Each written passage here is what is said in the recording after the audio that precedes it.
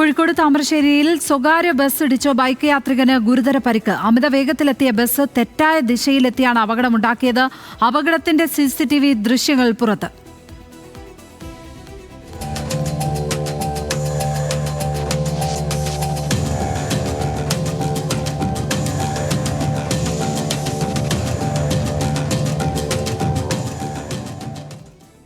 ആകാശ് ചേരുന്നു. ആകാശ്, മനുഷ്യജീവന് ഒരു വിലയും വയ്ക്കാതെയാണ് സ്വകാര്യ ബസ്സുകളുടെ മരണപ്പാച്ചിൽ.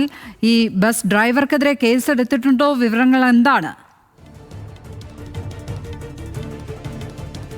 ഇന്ന് വൈകിട്ട് 3:30 കൂടിയായിരുന്നു ഇത്തരത്തിലൊരു അപകടം ഉണ്ടായത്.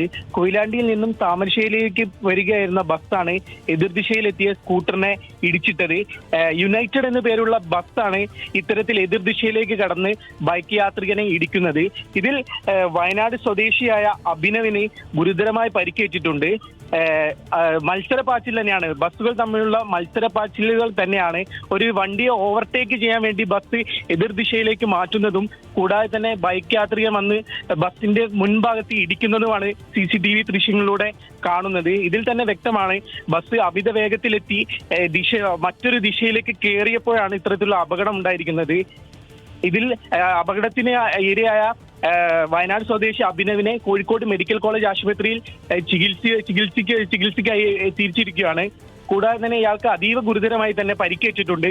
ഇടിയുടെ ആഘാതത്തിൽ റോഡിലേക്ക് തെറിച്ച് വീഴുന്ന അഭിനവിന്റെ ദൃശ്യങ്ങൾ വരെ CCTVയിൽ നിന്ന് വ്യക്തമാണ്. ചെയ്തു. ആകാശ് തടത്തിലാണ് കോഴിക്കോട് വിവരങ്ങൾ പങ്കുവച്ചത്.